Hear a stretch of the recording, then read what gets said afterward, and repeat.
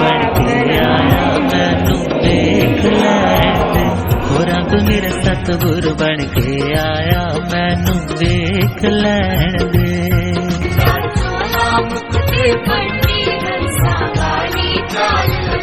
हो इत्थे झुकदा है संसार मैनू देख लैण दे।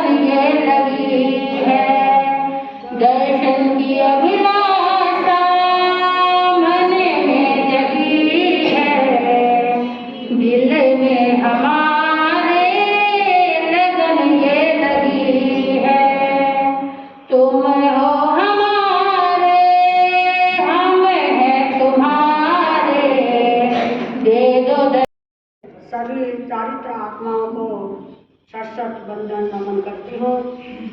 बहुत देर से हम गुरुदेव के बारे में सुन रहे हैं। मैं भी चंद शब्द उनके बारे में कहना चाहती हूँ। हमने सबसे पहले द्रव्य नेत्र खोले अपनी माँ की गोद। सबसे पहले नेत्र हमारे खुले अपनी माता की गोद में, और दूसरी बार हमारे अंतर चक्षु खुले, ज्ञान चक्षु खुले गुरुदेव के चरणों। नेपाल देश में हमने जन्म लिया। कभी जैन धर्म का नाम तक नहीं सुना था कि जैन धर्म क्या होता है, जैन गुरु क्या होते हैं, जैन गुरुओं का आचार धर्म क्या होता है। हमारा जन्म सनातन धर्म में हुआ, लेकिन हम इस सत्य से अपरिचित थे। जैसे ही गुरुदेव के चरणों में हमारा आना हुआ तो उस सत्य धर्म से हमारा साक्षात्कार हुआ। बंधुओं, हमारे लिए वो जैन नगर की पावन भूमि, वो मेरठ की गुरु भूमि एक तीर्थ स्थल सा बन गया। सिर्फ इतना ही हमें मालूम था कि भारत में जैन नगर है और वहाँ पर जैन गुरु रहते हैं, बस इतना ही मालूम था। और हम जब गुरु चरणों में पहुँचे और हमने जो देखा और गुरुओं ने हमें जो संस्कार दिए, उससे हमारा मन सत्य धर्म की ओर जुड़ गया। क्योंकि गुरु से ही हमें रास्ता मिला। ठीक है, हम जीवन के यानी 12-13 वर्ष तक उस सनातन धर्म की पद्धति में जिए, लेकिन उसके बाद हमने जैन धर्म में जो कुछ भी पाया, जो कुछ भी सीखा, उन गुरुदेवों की कृपा से ही हमने प्राप्त किया।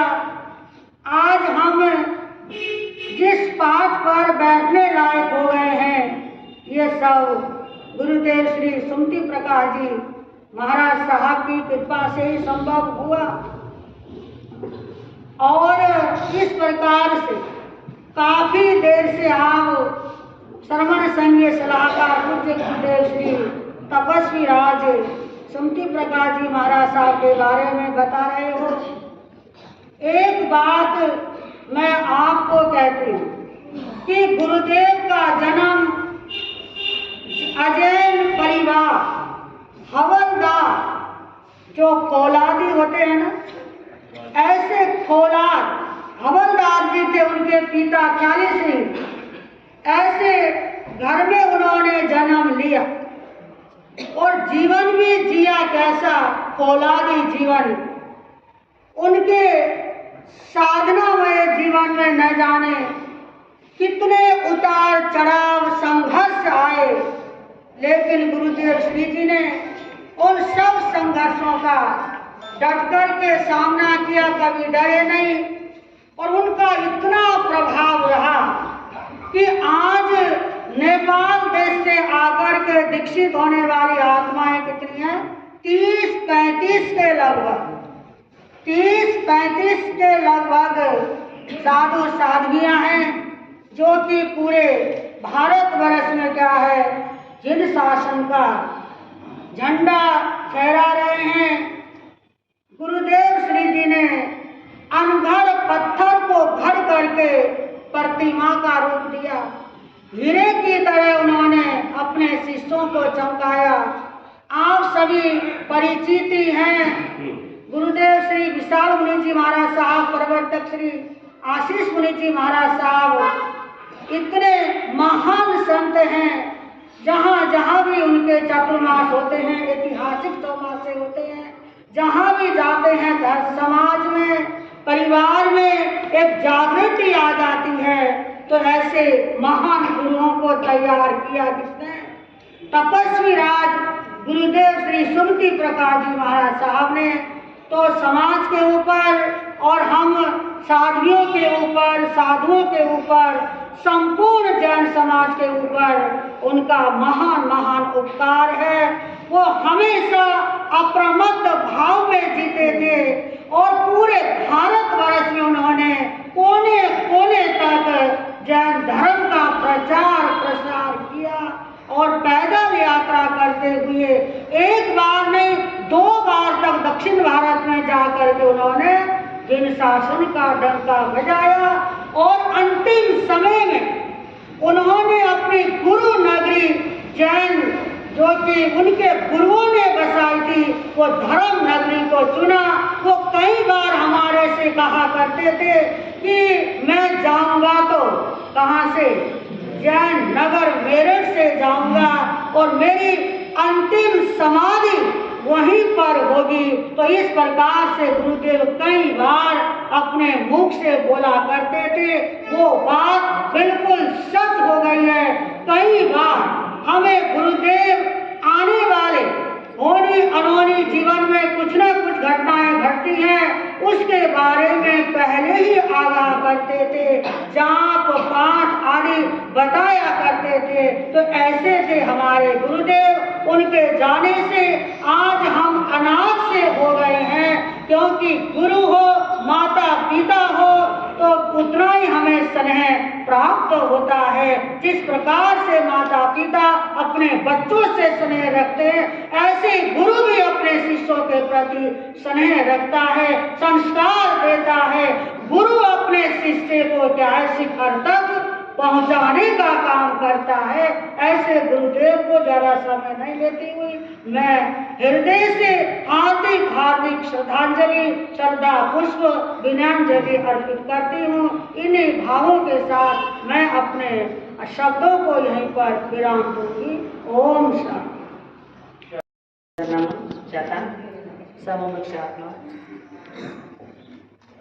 हर लम्हा युग सा लगता है, हर लम्हा युग सा लगता है। गुरुवर आप बहुत याद आए, गुरुवर आप बहुत याद आए। एक पलक भी बिसर नहीं पाए, एक पलक भी भूल नहीं पाए। गुरुवर आप बहुत याद आए, गुरुवर आप बहुत याद आए। जिन गुरुओं के चरणों में आए, जिन्होंने रास्ता दिखलाया, संयम मार्ग पर लगाया, ज्ञान दिया, बोध दिया, तो उनको कैसे भुलाया जा सकता है? गुरुओं को भूल जाना अपने आप को भूल जाना है, सब कुछ भूल जाना होता है। गुरु ज्यादा क्या कहें, सबको पता ही है। गुरुदेव की तो खुली किताब उनकी जिंदगी जीवन था।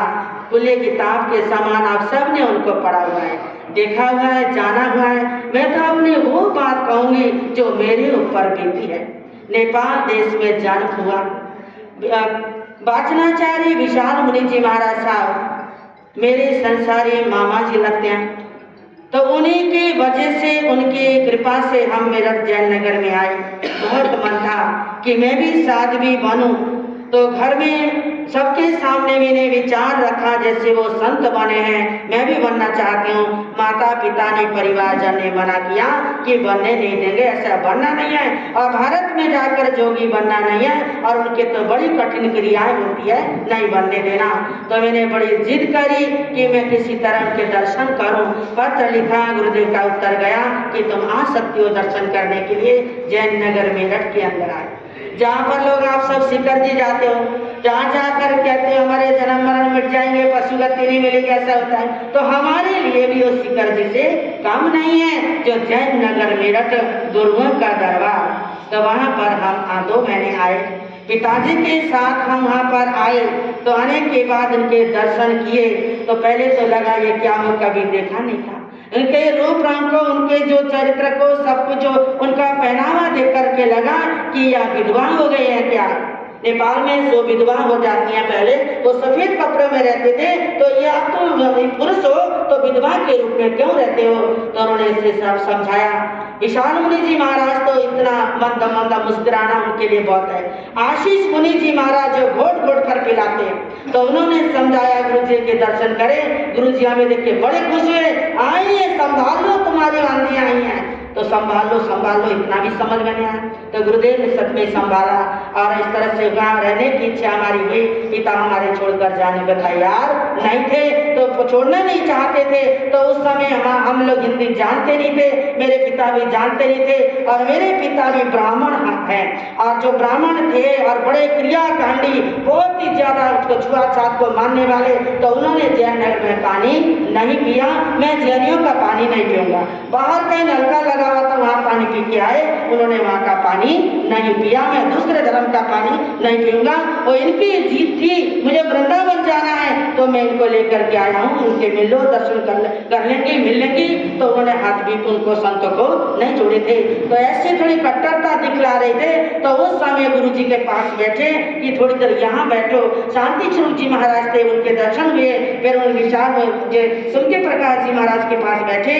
तो बैठते पता नहीं उन्होंने जो कहा, उस समय हमें हिंदी समझ में आती नहीं थी। वो हंसते रहे हमें देख करके, कुछ जो भी कुछ बोलते रहे। तो धीरे धीरे जैसे मंद हत्ती का मंद उतर जाता है, ऐसे ही मेरे पिता का मंद भी कुछ जो अभिमान था ब्राह्मण पने का, जो कट्टर पने का था, वो भी थोड़ा सा कम हुआ। तो उन्हें तो इस तरह से ऐसे वह डॉक्टर पूजा ज्योति जी महाराज जो मोहनमाला जी महाराज के परिवार में दीक्षित हुई हैं, गुरु जी ने उधर दिया। वैसे बहन मेरी थी, मैं उनको लेकर के आई थी, मेरी सहेली थी। अब आगरा में उनका चतुर्मास है, वो भी दिल्ली के कभी आए दर्शन आप करना, और बहुत से लोग जानते भी हूँ। तो इस तरह से आई और संघर्ष करके फिर 2 साल रहने के बाद हमारी दीक्षा हुई। तो दीक्षा होते गुरु जी ने भी बड़ा संभालते रहे और गुरु ने मैया के चरणों में हमें छोड़ा। तो जब से हमने इसे जीवन जिया है, हमें धर्म मिला। और मग्ग दयानंद, चक्षु दयानंद, धर्म चक्षु देने वाले, धर्म मार्ग देने वाले पूज्य गुरुदेव श्री जी आज हमारे समक्ष नहीं है, लेकिन उनके द्वारा दी हुई जो शिक्षा है वो हमारे जीवन के अंदर रहेंगी। वही हमारे लिए संयम पथ के लिए सर्च लाइट के समान होंगे। हमें जानना और प्रकाश हमें देंगे। और गुरु जी ने जो हमें चादर दी है और आज तक खूब सुरक्षित है, खूब उज्जवल है, तो ऐसी ही उज्जवल चादर हमारी बनी रहे। तो इन गुरु चरणों में बार बार वंदन नमन करते हुए उनके चरणों में श्रद्धांजलि, विनयांजलि और पुष्पांजलि अर्पित करते हुए बोलिए विषम पितामह पूज्य गुरुदेव राज ऋषि श्री सुमति प्रकाश जी महाराज की। लेकिन उनको ये नहीं पता था कि मैंने ही जैन संत बनकर मुनि मेकर बनना है। तपस्विना श्री सुमति प्रकाश जी महाराज के जीवन में बहुत सारे पड़ाव युवा अवस्था के दौरान ऐसे आए कई बार जन्म और मृत्यु के बीच में उन्होंने संघर्ष किया। अंततः जब जीवन और जन्म और मृत्यु के संघर्ष करते करते आखिर जब अपने जीवन से ऊब कर उन्होंने निश्चय कर लिया कि मैंने तपस्वी राश्री निहाल चंद जी महाराज के चरणों में दीक्षित होना है। जब उनके जन्म और मृत्यु के संघर्ष से छूटकर वो मुनि रूप में सन 1938 में जैसा न कोई जानी नैनान तैरती है अब भी छवि कानों में गूंजती है गुरुदेव की कहानी नैनों में तैरती है अब भी छवि शेरों सी गर्जना थी मुर्दों